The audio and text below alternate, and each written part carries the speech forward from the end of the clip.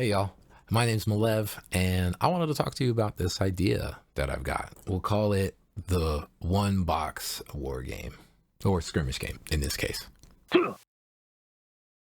忍び Tabletop miniature war games right now are probably at their most popular that they've ever been. And for players new and old, man, where do you even start? What projects do you drop? What projects do you continue? Not only are there dozens and dozens of games, but there's dozens and dozens of game companies and different manufacturers. Warhammer 40k is the one that most of us are familiar with, but there are lots of other contenders cropping up these days. Now, I myself have been in this hobby for around 20 years or something now. And Warhammer 40k Games Workshop has been a huge part of that journey. I have failed to collect nearly a dozen armies by now, and gosh, I have painted countless miniatures.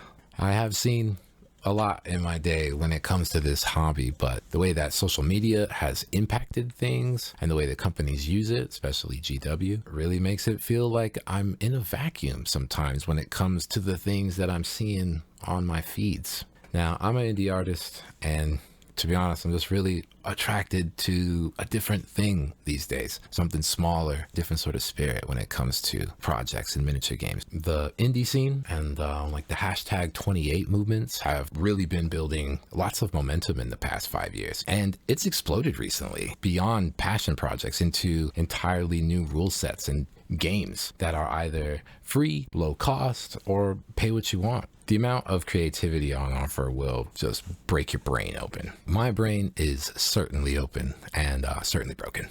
I'm speaking for myself here, but in my experience when it comes to starting a new project or getting excited for a project related to miniature wargaming, it has to do with two main starting points. One, those miniatures are cool. And then two, that game idea or theme, it sounds awesome. And along with that, there are two other phenomena that I've noticed as well. One, these are awesome miniatures, but they don't have a game. They're designed as proxies, perhaps. Two, this is an awesome game, but it doesn't have official miniatures. So it's a mini agnostic game. So with those things in mind, that brings me to these miniatures. The Cannon Fodder Kit from Wargames Atlantic. Now, I'll tell you, Wargames Atlantic been crushing it lately, pumping out tons of cool plastic kits, and I've had my eye like on all of them. All of them, honestly, except for the Cannon Fodder Kit. I always just overlook these for some reason. And yet, I am inspired by this one question that pops into my mind. What is a single box of miniatures that we could make an entire game from? Now, these cannon fodder miniatures can be purposed and painted in all sorts of different ways. So I kind of wonder what that could be. What game could come from that theme? And that was all that I needed as an excuse to pick up the kit. So I headed out the door to my friendly local game store to see if I could pick one up for myself. That led my brain down in a path of imagined and fictional violence, based strictly off the concept of these convicts. Feels pretty important to me, so I follow that, and immediately I'm thinking of scenes from movies and different segments from games that kind of have something to do with this theme. One concept that is never far from my visual brain is that training teamwork sequence from Starship Troopers, where the members of the company are forced to play like that advanced, brutal form of laser tag. That idea is really strongly nestled in my head. And something else that combines with that idea are like arena shooters of old, like the Quakes and Unreal Tournaments. These games have been kind of ultimately replaced these days with the modern battle royale style shooter concept. But if you think about it, those arena shooters were absolutely battle royales, kind of like wrestling, you know? They just had a respawn mechanic and a scoreboard, which gives the game a really different feel and objective. Okay, we have our three key ingredients. One, arena shooter. Two, one faction contest.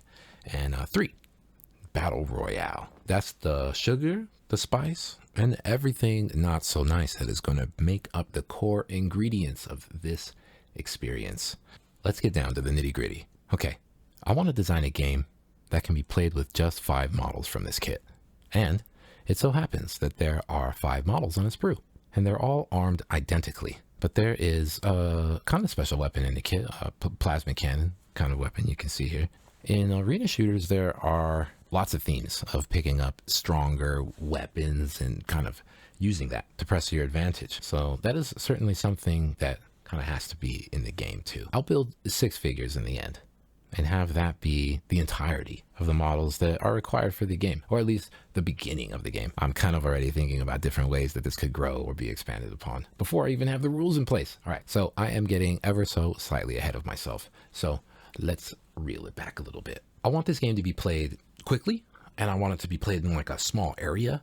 And I also want it to be able solo, so you can play it by yourself. So many miniature war games right now are asking big things of the players, like collecting and painting huge armies on top of absorbing a whole bunch of rules. So I'm kind of thinking the opposite of that, but also it has to have all of the hallmarks of what make miniature war games kind of special.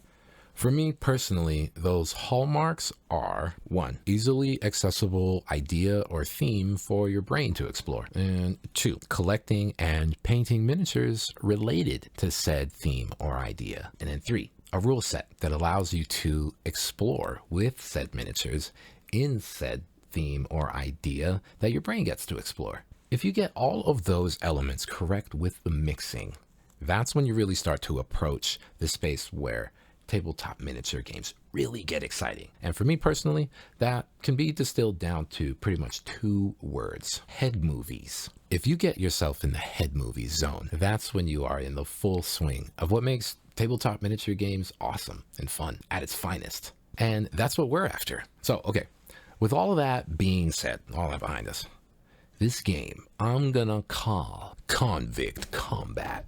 I want the game to be small, like I mentioned earlier, but I also really want it to be accessible. So have things that many people could have access to. If you have the original Necromunda launch box from 2017, that is what I'm going to use for my entire play area. But the 12x12 plastic tiles that they've released recently, those would be awesome too. I don't have any of those. If you do though, you should definitely use them. But otherwise, just mark out a 12x12 inch play area with some tape on a larger mat. That will work perfectly too if you've got to do that. Deciding the play area of your miniature war game will be a big decision, and it will also be a restriction. The box, if you will, that we will design inside of. And you might be wondering, well, why limit yourself like that? But again, the objective of this design is deliberately something that isn't massive. So we're going to lock into a focused play area. And the next decision that's important is something we actually made earlier in the process, which is how many miniatures. And again, we're going to use 5. Boom. After assembly, I got to painting. I think that it's worth probably painting one of the models to be like your model, the one that you control during the game, your player character, if you will. So if you're listening, I would certainly suggest doing that. Maybe instead of using just bits from this kit, you can like kit bash and make your own model look a little bit unique. But in this case, I kind of wanted to test the baseline limits of this kit and see what it has to offer at its most basic level, to see in terms of how cool these sculpts can look just by themselves. So I decided to batch bust them, splashing them all at one time. And you can see a bit of the process here. I wanted to give them a real saturated vibe, so I went with a fun underpainting style using magenta from the Ninjon signature series of pro acrylic paints. Damn man, I use this paint all the time for this. Big recommendation for this paint if you don't use it. Curiously enough, this set doesn't come with bases, which could be a bit of a hurdle for some people, so word of warning. But for me, that's nothing. I have a bunch of spare bases and these cool little layered base toppers from Death Ray Designs that I'll use to make it kind of feel Necromunda-y, you know, but also keeping it simple too. This will add just a little bit of height to the miniatures, so it's kind of worth thinking about if you care about that sort of thing, if you want these miniatures to mix and match with your current miniature collection. And here is the finished squad, ready for blasting. All right, we have our miniatures for our game.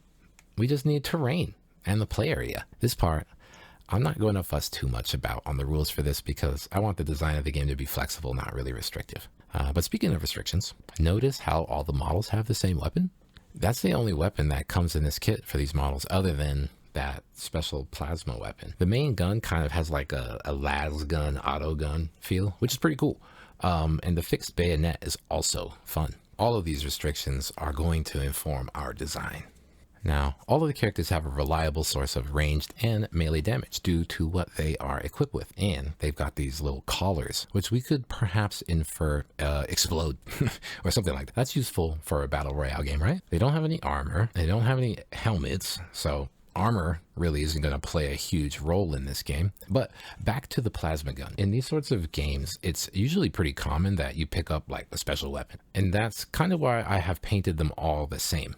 My thinking at this stage is that you or the enemies in the game will be able to pick up the power-up, and when doing so, you swap the model out with the model equipped with the plasma weapon. So it kind of helps that they're all painted the same, I think. That makes sense, right? I think there are a bunch of ways you could swap out models in this particular game, and since you have so many from the box, these sorts of customization options are kind of unlimited.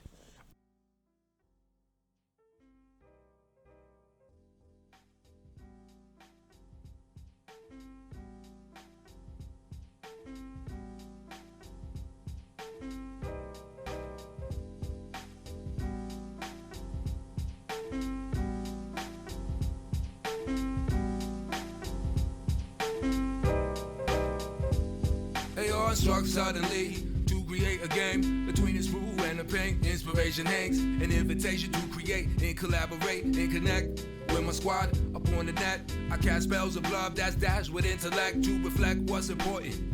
Well, I'm exploring, I'm putting in performance. Splash my model orange, that's rip roaring. This style is automatic, my war games Atlantic. I flex the text and pass the test. It's stretched like panoramic. My left aerodynamic on the quest. Some staying slept on the way that I connect. Trust I'm staying next with my newest set of moves. I steadily improve, doing flips, making shit in fly shinobi suits. Nah, I never gonna stop. New ways is unlocked. Well, it's my left making gains from one box.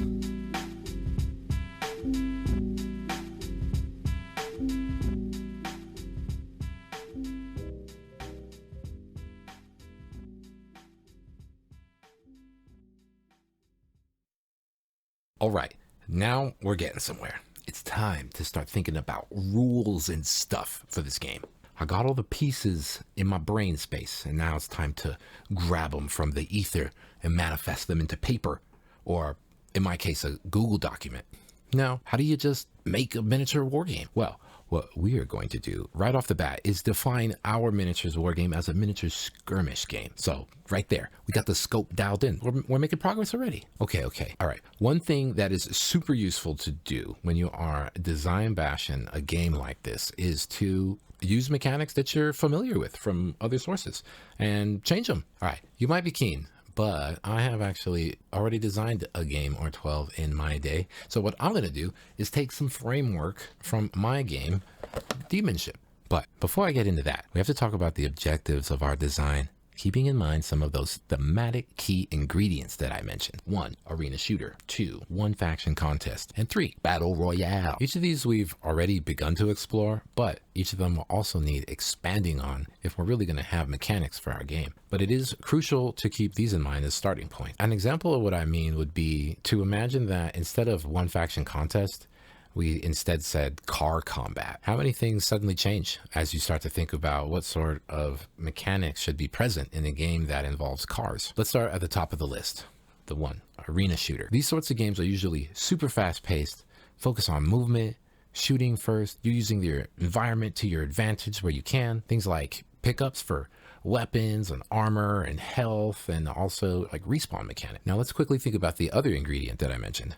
Battle royale. Okay, so which in our case is going to pretty much translate to the term free for all, which means there's no teams in this game. And so I said one faction contest, and what I mean is that we're all convicts here. It's just going to be you against all the other models, but at least they're not going to be like on a team against you either. It's every model for themselves. So great. We don't really even have to design that. A free for all convention is something really well established. So we'll just use that in our game. But okay, going back to the arena shooter aspects, we have just a few more things to nail down. Those things are moving, shooting, fighting, or really to simplify it even more, moving and dealing damage. In order to both move and deal damage, we need a way to do that. In this game, we'll use the familiar concept of actions for that. Some actions will move, some actions will deal damage. You might already be seeing where things are going and what these actions might even be called, like move or shoot. But If you are going to deal damage, you need something to deal damage against. So we need some stats now, something to represent the abilities of the game, but we don't need a lot, especially for the enemies.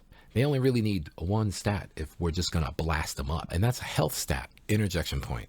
A little bit of a side note here, because I have noticed that in my rules writing, I really like using alliterations. If for no other reason, then it just tickles my OCD brain because it kind of feels neat. In my game Pit Lord, I actually have a few rules that are kind of like this, them being elude, evade, and engage. And they mean different things in the game. During the playtesting, I received some feedback, which I am grateful for. I actually think about it a lot. And that feedback was that using alliterations could perhaps in the end not really serve the game that well because it could confuse readers because the terms are so similar, which is very fair. And I honestly think that they're right. So therefore, every term in this game is an alliteration, and we will get to the important one related to health stats that we were talking about. For the enemies, we really only need one stat, and that's going to be Constitution, their health stat. That's really all that we need to consider if what we're going to do is shoot them and stab them up. The Constitution will just be health in general, like for your convict as well. And two other terms come to mind. That is concentration and conviction. What do those make you think of? Okay. All right. We are cooking now. There are a few more things that we still have to include, but I'm talking about the important bits, not things like how to set up or measure or move a model, but how do we activate models? Who goes first? What actions do they perform? We need an engine of sort that kind of resolves and moves all of these pieces together. If we think about some of the popular game engines like Warhammer, it has phases that move the game through the logical steps. In each one of those steps, you resolve certain things. After resolving all of those steps and phases, you should have what resembles a game round. Another convention of that game's engine is the I go, you go mechanic. And in other games, alternating activations is another mechanic of its engine. Think about some of the different game engines that you know about and how they do things, why you like it, what makes it kind of fun and cool. All right, I mentioned that I was going to take some design framework from my game Demons. I'll put it back there. And that game revolves around the main mechanic, which I call the pulse mechanic. And it's based around the humble D6. And it boils down to pretty much three things. 1, 2, 3, bad. 4, 5, 6, good. And also there are 6 sides to the D6. So 6 actions seems kind of like a nice number. All right, if you're familiar with Demonship, you know that the pulse mechanic is that you roll dice equal to your pulse value at the beginning of your turn to see how much actions you get and how much actions the demons get. Combat Convicts is going to be very similar, where you roll dice equal to your conviction stat, and then you will pass around those dice to the other convicts and or keep them for yourself to perform actions with. Okay, Combat Convicts is starting to take shape in my mind, but another important thing to consider in your design is how do you win? The simple idea of this game is to survive, but we kind of have to be a little bit more definitive than that. In these 3 stages, if you survive all 3 stages, you will win the game. Surviving and passing to the next stage will really mean that at the end of the gameplay round, your convict is the last one standing. Setting up a game is a breeze. Create a little terrain set for your games. It could be asymmetric or keep it different. I've gone with a few containers, crates, and barricades from my GW terrain collection. In every game, you will set up your convict in the center, then set up the other convicts in each corner of the play area. And then once that's done, we will roll for where our items are. And then that way we know where to move and kind of get those items and have a chance at that sweet plasma cannon and other pickups in the game. And then boom. All set up right now. Within these 3 stages, you have the gameplay round, which has 2 steps, convict step and the combat step. This is how it's going to play out. In the convict step, we're going to roll 2 dice for actions for the other convicts that are alive in the arena. We would roll less dice if they were injured, but everybody's at full health right now. So we'll roll 2. These dice are going to be rolled as D3s. 1 is attack, 2 is going to be movement, and 3 is a defensive action or like a contextual action. After all the enemies have had their actions allocated and rolled, we will roll dice equal to our conviction stat. And after rolling, we will organize the dice into 2 separate pools. Results of 4+ are for you. You get to perform actions with those. And results of 1, 2, or 3 are the same enemy actions that we rolled for at the beginning. They're just extra, they come from you. We'll allocate these to the nearest enemy. You can see if you roll well, you get to do a lot of stuff. But if you roll bad, you might get caught flat-footed. After you have these pools of dice organized and allocated, the enemy convicts that you allocated dice to will perform actions before you, but only the conviction ones that you rolled. After that, you get to dish out the damage. There are 6 different actions that you can perform, and you will spend dice to do these actions. After you perform your actions like shooting and stabbing other convicts, hopefully removing them from the arena, play will move into the combat step, where any surviving convicts perform those actions that we rolled at the very beginning of the turn. Seeing what actions that they have at the very beginning kind of allows you to plan your moves accordingly. I think it sort of gives the feel of those split-second reaction times that you need in an FPS. Well, I mean, I hope so at least. But at the end of the combat step, you perform what I call the death sentence roll. Remember those handy-dandy explosive collars from earlier? Well, now they are coming back into play in this design. Roll 2d6 to see which space explodes. 1 for the row, 1 for the column. If someone is there, it could spell danger. All right, I won't dive super deep into the game here, but if you are interested in the game, or if you're interested in playing it, it's in the description below. Well, I should probably say play test, as the game is not exactly a fully fleshed out game yet. It's just a cool Google document. But I think that we can make it a pretty cool game together if y'all get down on it. And that's it, my squadron, the one-box wargame idea. What do you think? I hope that you are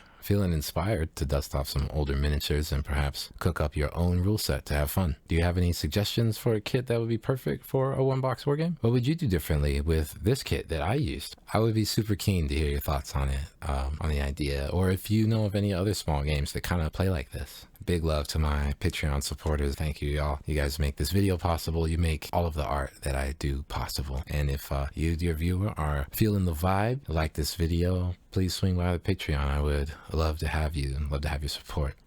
All right, y'all. Until next time, keep the style busted. Malev out. Peace. Shinobi. Well, hello, my super styler. Yes, I'm afraid if you have made it this far into the video, you are, in fact, a super styler. Hate to break it to you, but that's all right, because the sponsor of today's video is one of the stylingest super stylers to ever style, my man Dave Taylor. Does that name sound familiar?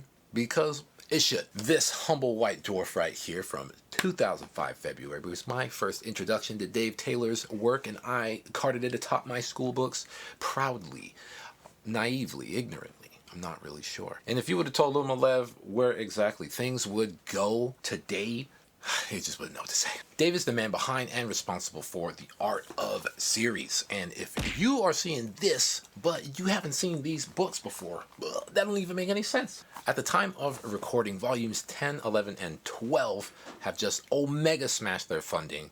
Big congrats to the squad, featuring some star-spangled super style busters. Roman Lapat, Sam Lenz, and Joshua Lai. Oh my.